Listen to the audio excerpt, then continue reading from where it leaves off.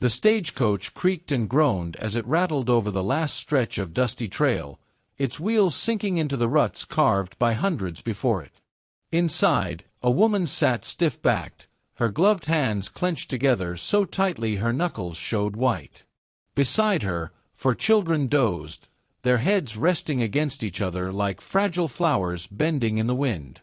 Mary Ellen Parker tried to focus on the horizon, where the town of Cedar Ridge lay waiting, but her stomach twisted with fear.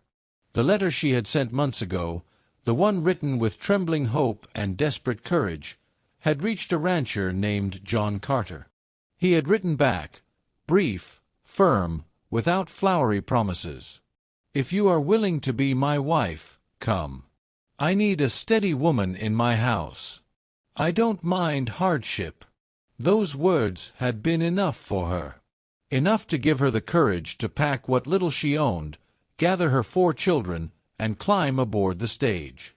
But now that the town drew near, now that the weight of her decision pressed against her chest, her fears rose up like storm clouds. Would he turn her away when he saw? The letter hadn't said she had 4 children. She hadn't lied, no, but she hadn't dared to tell the whole truth either. What man would want to take on a woman with 4 mouths to feed? She feared she was about to find out. The stage pulled to a stop in front of the dusty depot. The children stirred. Sarah, the eldest at 10, rubbed her eyes. Jacob, only 8, peered out the window eagerly. Little Anna clung to Mary Ellen's skirt, while Samuel, barely 5, whimpered softly. "Come now, darlings," Mary Ellen whispered, mustering strength she didn't feel. "We've arrived." She stepped down from the stage, her boots meeting the dirt road with a soft thud. The sun blazed overhead, and the smell of horses, sweat, and dust filled the air. And then she saw him. A tall man stood at the edge of the depot, hat pulled low over his brow, broad shoulders set square. His shirt was plain but clean, his stance steady as an oak tree. He didn't fidget. He didn't move. He only looked at her with a gaze so sharp and unyielding she felt her breath catch. This was John Carter, the man who had agreed to marry her. Mary Ellen gathered her children close and walked forward. Her heart hammered in her chest, her mouth dry. "Mr. Carter?" she asked, her voice small. "Yes," he said, his tone deep and even. His eyes moved from her face to the children standing close at her skirts. He said nothing more, but the silence pressed heavy between them. Mary Ellen's cheeks burned. She swallowed hard. I should have told you sooner. I come with 4 children. They are all I have. If you cannot, if you will not," her voice faltered, and she drew in a sharp breath. "Can you still want me?" The words hung in the air like a plea. She braced herself for rejection, for the cold dismissal that would shatter what fragile hope she carried. But John Carter's jaw tightened, and he stepped closer. He looked down at her, then at the children, frightened, weary, clinging to their mother's skirts. Something softened in his eyes, though his voice remained firm. "You're mine now," he said simply. "All of you." Mary Ellen blinked, tears springing to her eyes before she could stop them. The children stared up at him, uncertain, as if testing whether his words were true. He reached out, not hesitating, and picked up Samuel, the smallest. The boy stiffened at first, then slowly rested his head on the rancher's shoulder. "Wagon's over there," John said, tilting his head toward the road. "We'll head out to the ranch. It's a long ride, but you'll be home before nightfall." Home. The word settled deep in Mary Ellen's heart. She gathered her courage, took her daughter's hands, and followed the man who had just claimed them, not with flowery words, but with a promise solid as the earth beneath their feet. The wagon jolted over uneven ground, the horses snorting as they pulled the heavy load across miles of rolling prairie. The land stretched wide and endless, the horizon painted in soft gold as the late afternoon sun dipped lower. Mary Ellen held little Anna against her, the child half asleep, while Sarah and Jacob leaned on each other in the back. Samuel, still perched comfortably in John Carter's arms from the depot, dozed with his thumb in his mouth. She stole glances at the man driving the team. He sat tall and sure, one hand holding the reins, the other resting lightly on his thigh. He wasn't a talkative man. He hadn't spoken more than a dozen words since they'd left Cedar Ridge. But his presence filled the wagon more than chatter ever could. The silence gave her room for her thoughts.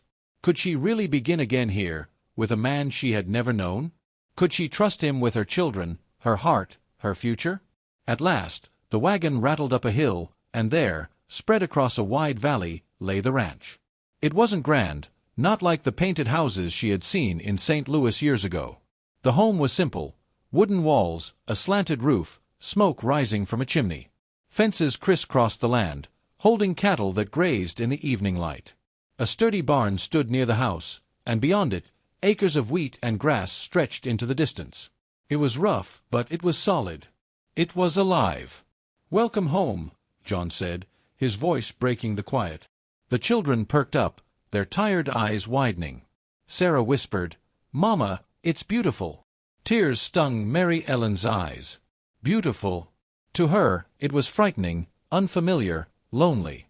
But in her daughter's voice, she heard hope. And that was enough. Inside, the house smelled of wood smoke and leather. The table was plain, the chairs sturdy, the floor swept clean. Mary Ellen's eyes landed on a shelf of books, a neat row of boots by the door, and a rifle hung carefully on the wall. This was a man's house. Empty of warmth, but full of order. John set Samuel down and cleared his throat.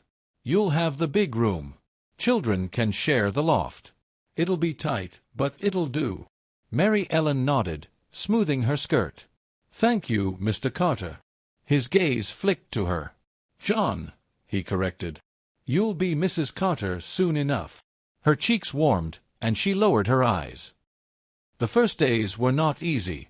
The children, curious and nervous, followed Mary Ellen everywhere, uncertain of their place in this new world. Sarah tried to help sweep and cook, though her small hands fumbled. Jacob explored the barn, earning John's gruff approval when he asked questions about the horses. Anna clung to her mother's skirts, wide-eyed at every creak and sound. Samuel often wandered after John, as if already claiming him for a father. Mary Ellen worked from dawn to dusk, cleaning, cooking, mending. She wanted to prove herself worthy, to show this man that she could run a home, raise children, and be a wife he would not regret. But at night, when the children were asleep, doubt returned to her.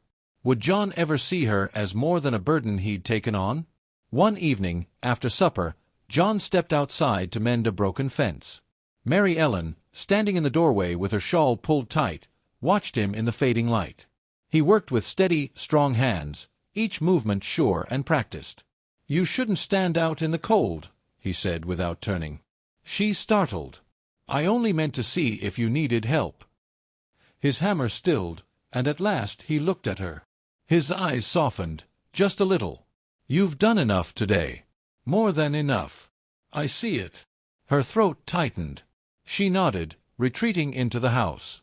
But his words lingered, warming her more than any fire. Weeks passed. The children grew bolder. Sarah helped knead bread. Jacob learned to feed the horses. Anna discovered a patch of daisies by the creek, and Samuel often climbed into John's lap as though it were the most natural place in the world. But not everyone in Cedar Ridge approved. When Mary Ellen went into town for supplies, whispers followed her. For children, and not even his own. "She'll drain him dry." Poor John, burdened with a ready-made family. Mary Ellen kept her chin high, but inside the words cut deep. That night, she confessed her fears as she washed dishes, her back to John. "They say I've brought too much with me," she whispered. "That I'll cost you more than I'm worth." The silence stretched. She feared he agreed. But then his boots scuffed the floor, and he stood behind her. "They're fools," he said simply. "I don't measure worth by wagging tongues. You and those children belong here. With me." Her hands trembled in the soapy water. She turned, meeting his steady gaze. For the first time, she let herself believe him. One afternoon, a storm rolled in sudden and fierce, tearing across the prairie with thunder and wild wind. John was in the barn, trying to secure the horses, when a tree cracked and fell near the fence. "Jacob!" Sarah's scream rang out. Mary Ellen's heart stopped. Her son had been helping gather wood near the fence line. Without thinking, she bolted into the storm, skirts heavy with rain. She saw Jacob stumble, the tree's branches nearly striking him. Strong arms caught him first, John's arms. He lifted the boy, carrying him clear. Mary Ellen ran to them, sobbing with relief, clutching Jacob's face with trembling hands. "He's safe," John said firmly, his own chest heaving. His hat was gone, his hair soaked, his shirt clinging to him. "I've got him. I'll always have him." Mary Ellen looked at him through the sheets of rain, something fierce and unspoken passing between them. In that moment, she saw not only a husband-to-be, but a father, a protector, a man who had taken them all as his own. When the storm passed, the family gathered inside by the fire. The children huddled close, safe and warm. Mary Ellen sat in silence, her heart swelling. John caught her gaze. Slowly, deliberately, he reached for her hand. His rough palm closed over hers, steady and strong. "You asked me once if I could still want you," he said quietly. "The truth is, I don't just want you. I need you. All of you. This house, this ranch, this life, it's nothing without a family in it." Her breath caught, tears brimming. "John." He gave her hand a firm squeeze. "You're mine now, and I'll spend the rest of my days proving it." Mary Ellen's tears fell freely, not of sorrow but of joy. The children leaned against them, one by one, as though sensing the bond that had been sealed that night. For the first time in years, Mary Ellen felt whole. Not merely a widow struggling to survive, but a wife, a partner, and a woman truly loved. And in the warmth of that firelit room, with her children safe and John beside her, she knew they had finally found home.